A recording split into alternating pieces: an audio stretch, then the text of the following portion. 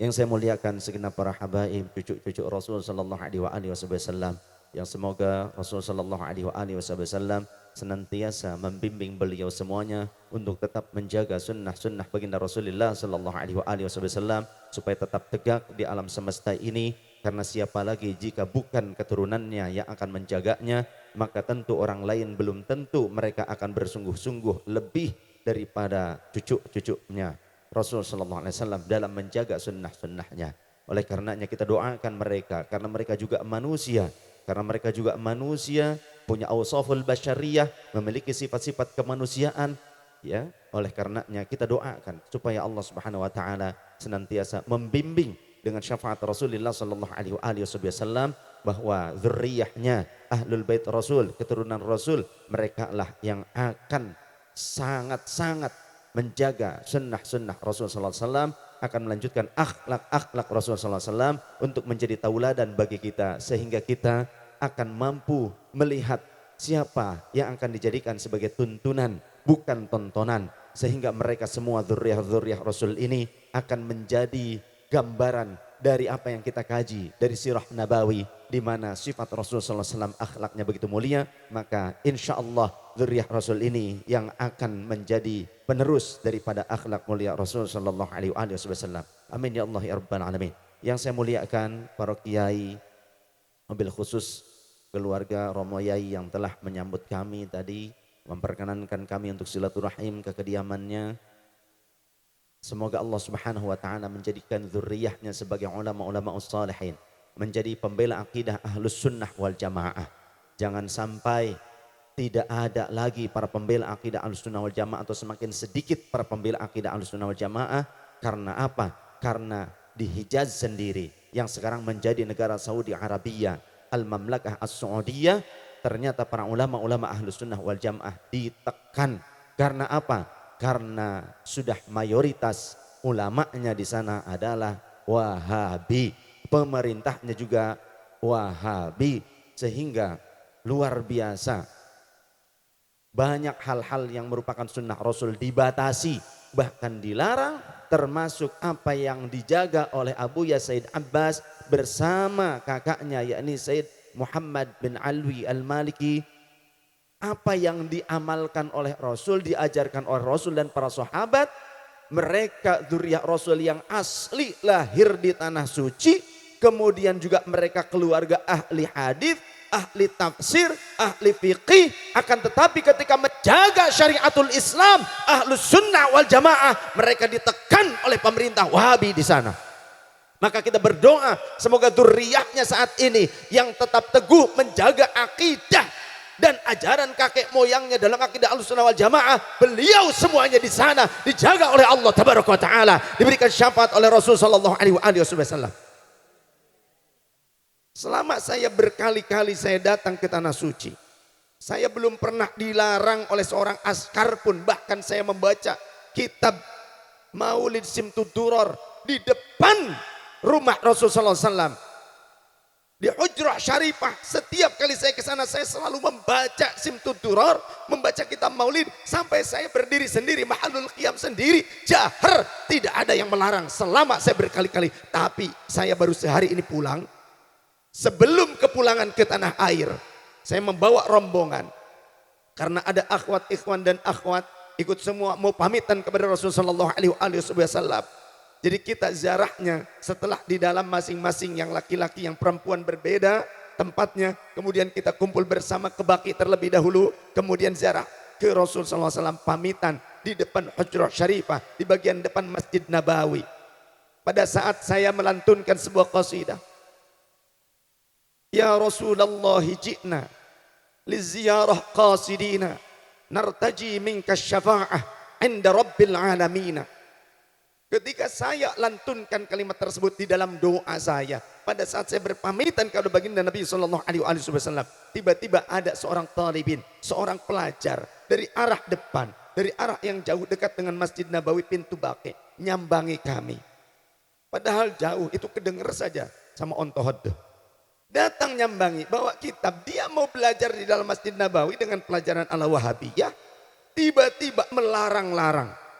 Ketika kami berdoa kepada Allah Subhanahu wa taala, sambil bersolawat kepada Rasulullah SAW, meminta syafaat kepada Allah agar Allah berikan, Allahumma fasyafi'hu fina, ya Allah berikan syafaat engkau kepada baginda Nabi SAW untuk kami. Kemudian saya lantunkan seperti tadi, ya Rasulullah ji'na, wahai Rasulullah kami datang pada saat ini li ziyarah qasidina, tujuan kami adalah untuk berkunjung kepada engkau, silaturahim, sowan kepada engkau ya Rasulullah, nartaji minka syafa'ah, yang kami memohon dari engkau syafaah inda rabbil alamina, untuk menghadap kepada Tuhan kami sekarang dan untuk nanti yaumul qiyamah.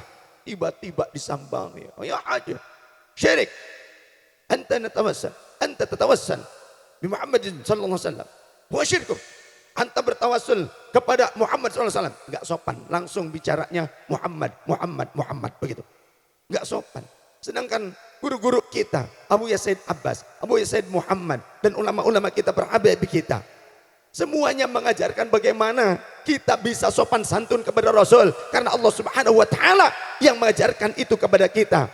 La taj'alu du'a ar-rasuli bainakum ka du'ai ba'dikum ba'dha wallahu rasul alam bi muradi wa makna. Jangan kalian wahai manusia menjadikan panggilan kalian kepada Rasul seperti kalian memanggil satu sama lain, hei toing, hei cung, atau lain sebagainya. Tapi bagaimana kita bersikap sopan kepada Rasul sallallahu alaihi wasallam. Bahkan ketika ada manusia yang berbicara memanggil Rasul dengan suara yang keras di depan rumah Rasul, di luar tembok miliknya Rasul sallallahu alaihi wasallam, ditegur oleh Allah, pelankan suaramu. Itu ada dalam Al-Qur'an. Sehingga kalau kamu tidak berlaku baik terhadap Rasul, tidak memelankan suaramu, maka Allah akan menghilangkan amal-amalmu. Inilah bagaimana cara kita Ahlus Sunnah wal Jamaah diajarkan, dididik oleh para kiai kita, para guru kita, agar kita memiliki rasa mahabbah, haibah kepada Rasul sallallahu alaihi wasallam. Kita juga dididik untuk bertawasul, boleh, bukan syirik tawasul. Tapi tiba-tiba seorang pelajar di Masjid Nabawi menyambangi kami, langsung bilang syirik. Ya. Zatarfa yadaika, jangan kau angkat tanganmu, katanya. Berdoa itu kepada Allah, bukan kepada Muhammad. Masya Allah, gaya begitu. Diem, saya coba sabar dulu. Lagi enak-enak doa, lagi enak-enak pamitan. Ini ada yang seperti ini, akhirnya bagaimana? Lep, hilang enaknya. Mau marah lagi pamitan.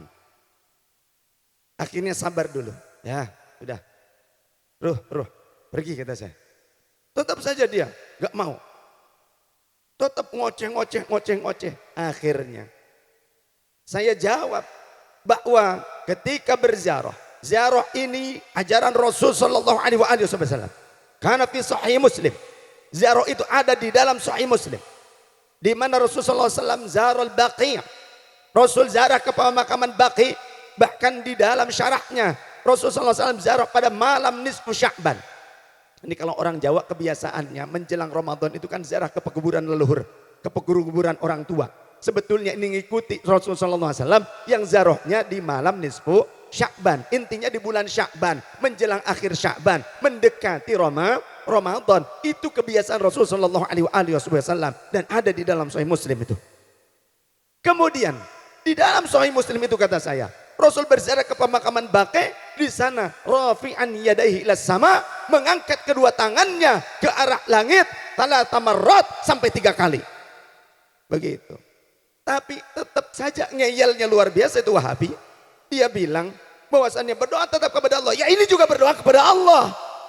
Apa tidak boleh berdoa kepada Allah di dekat kubur? Apa tidak boleh?